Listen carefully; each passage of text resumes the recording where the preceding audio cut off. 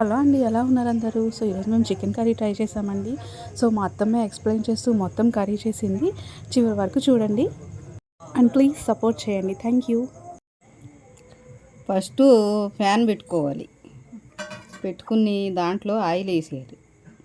Oil వేసి oil heat వచ్చిన తర్వాత చికెన్ ముక్కలు వేసుకోవాలి. మనం చికెన్ ముక్కలు వేసుకున్నప్పుడు అది ఆయిల్ పట్టి నీసు వాసన రాదనమాట.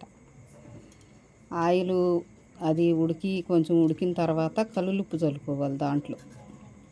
అప్పుడు కల్లుప్పు దాంట్లో వేసుకుంటే అది ముక్కకు పట్టి చక్కగా ఉడికి ముక్కకు పడద్దు అనమాట. కల్లుప్పు టేస్ట్గా ఉంటుంది అనమాట. అప్పుడు అది అయిన తర్వాత కొంచెం పసుపు చల్లుకోవాలి. పసుపు చల్లుకుంటే మళ్ళీ కొంచెంసేపు మగ్గనిచ్చి పసుపు వేసుకుని అది తీసి కొంచెంసేపు మగ్గిన తర్వాత దాంట్లో ఉల్లిపాయ ముక్కలు, పచ్చిమిరపకాయ ముక్కలు అవి వేసి కలిపి మూత పెట్టుకోవాలి. మూత పెట్టుకున్న తర్వాత కొంచెంసేపు మగ్గాలి. అడుగంటకుండా అది మూత వేసి పసుపు వేసిన తర్వాత మూత పెట్టి కొంచెంసేపు ఆగి తిప్పుతూ ఉండాలి. ఎందుకంటే అది ఇది వేసాం కదా, ఉప్పు అవి వేసాం కదా, కొంచెం అడుగంటుద్ది. అడుగంటుకోకుండా తిప్పి మూత పెట్టి కొంచెంసేపు మగ్గిన తర్వాత దాన్ని తీసి తర్వాత కొంచెం అల్లం వెల్లుల్లి పేస్ట్ అవి ఉంటాయి కదా, అవి వేసుకోవాలి.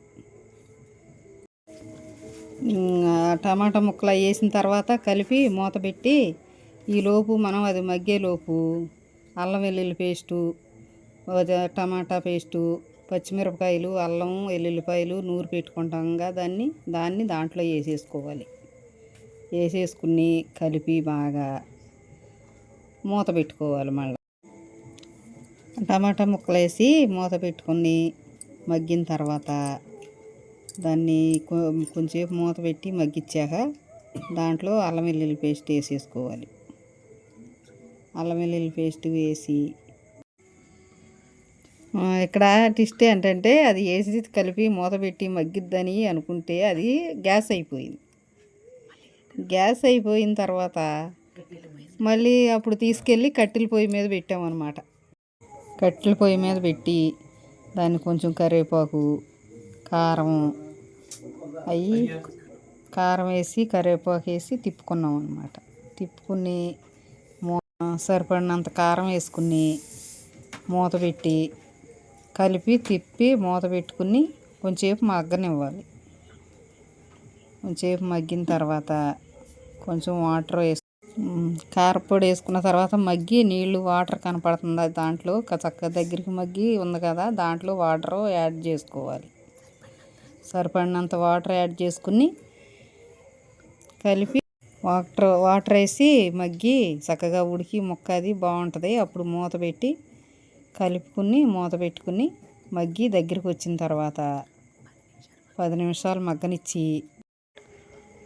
వాటర్ వేసి మూత పెట్టి మగ్గిందేమో చూసేలోపు గ్యాస్ అయిపోయిందండి. గ్యాస్ అయిపోయిందని కట్టెల పొయ్యి మీద పెట్టుకున్నాం. ఇంకేం చేస్తాం మరి, కట్టెల పొయ్యి మీద పెట్టుకున్నాం. కట్టెల పొయ్యి మీద పెట్టుకుని మసాలా చల్లుకుని మూత పెట్టుకుని కలిపి కట్టెల పొయ్యి మీద పెట్టి కూరను బాగా ఉడికించుకుని కలిపి మూత పెట్టేసి దగ్గరికి వచ్చిన తర్వాత మసాలా యాడ్ చేసుకున్నాం. మసాలా చల్లుకుని కొత్తిమీర చల్లుకుని దింపేసుకున్నాం. దాంట్లో ముక్క కనపడచాలి. లవ్ యూ అమ్మ, చాలా బాగా చేసావు. మొత్తం అక్కడ రొయ్యల పీస్.